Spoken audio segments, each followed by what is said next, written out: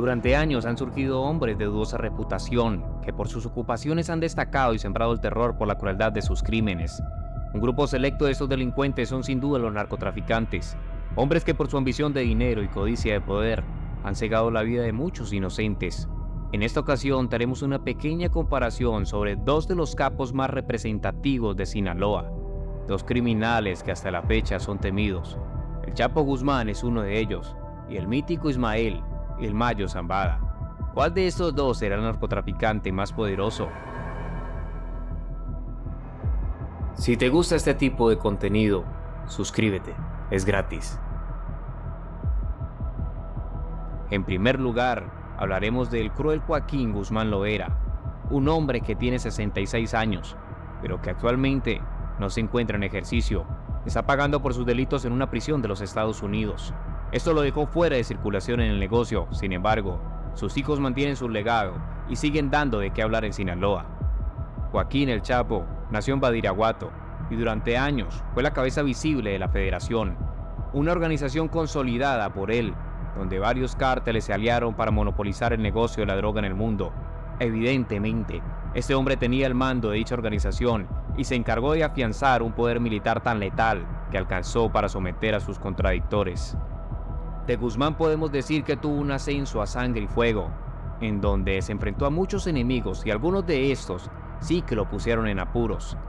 El primer choque a resaltar fue contra los hermanos Arellano Félix, quienes conformaban el cártel de Tijuana. Durante la caída de Miguel Ángel Félix Gallardo, el líder indiscutible del cártel de Guadalajara, quedó la vacante libre para quien reclamara, y por este suceso, el Chapo, quien recientemente consolidaba el cártel de Sinaloa, se enfrentó directamente con los Arellano Félix por el control absoluto del negocio. Los rivales directos para la época eran Benjamín y Ramón. Cada bando tenía poder militar, armas y dinero, además de los nexos con el gobierno de turno y regional que facilitaban sus operaciones. Sin embargo, para el año 1993, los Arellano atacaron en medio del fuego cruzado buscando asesinar al Chapo y cayó muerto un cardenal de la Iglesia Católica. Aunque Guzmán Loera era el blanco de aquel atentado, fue puesto en el ojo del huracán y terminaría siendo perseguido y capturado ese mismo año.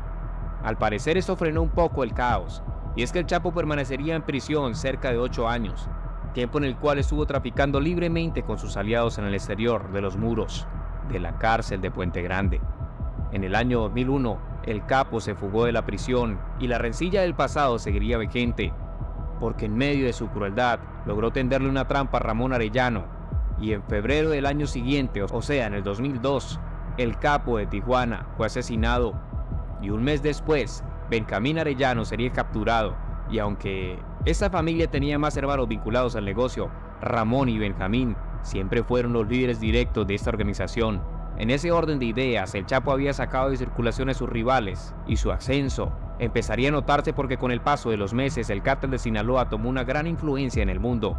El Chapo no tendría pocos enemigos, pues se caracterizó por buscar ser un estratega que en ocasiones recurría a la traición.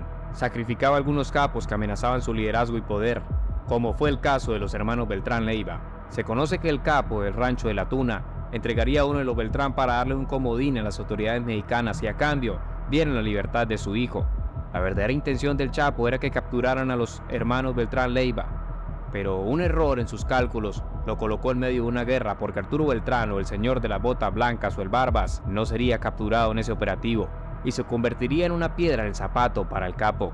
Arturo Beltrán terminó aliándose con el cártel de Juárez y Heriberto Lascano, quienes eran rivales directos del Chapo. En esa disputa la guerra fue a muerte y las calles de México fueron cubiertas de sangre de inocentes y culpables. El enfrentamiento tenía como motivación la venganza y supervivencia. Finalmente, el Chapo también vencería y en un enfrentamiento intenso los militares apoyados por el cártel de Sinaloa lograron reducir al Barbas.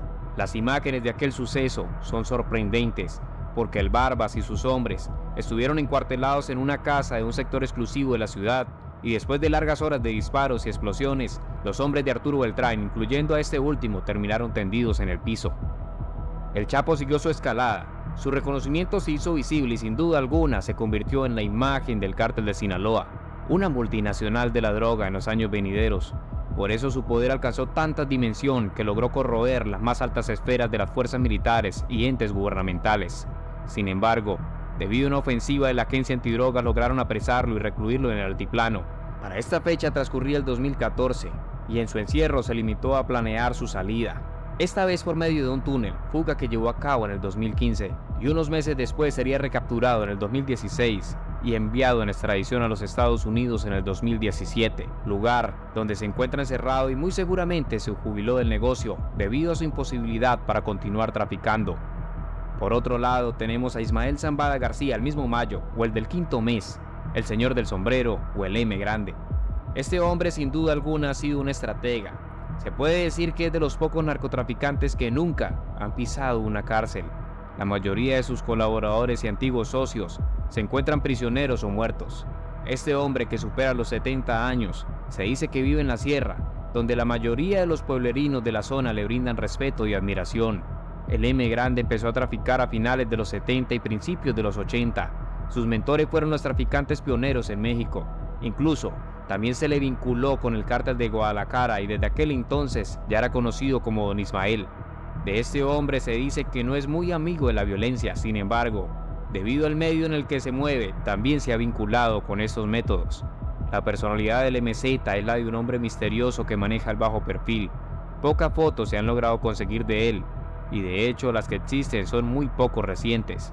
En su ausencia, algunos consideran que ya está muerto porque poco se sabe de él. Sin embargo, este hombre sigue lidiando con sus enemigos. De hecho, los hijos de su compadre el Chapo han marcado una gran rivalidad y actualmente se disputan el control del cártel de Sinaloa. Del Mayo se asume que por su forma de manejar las cosas se centró en traficar y comprar favores de funcionarios del gobierno durante sus años de ejercicio. Por eso ha logrado permanecer impune durante tantos años.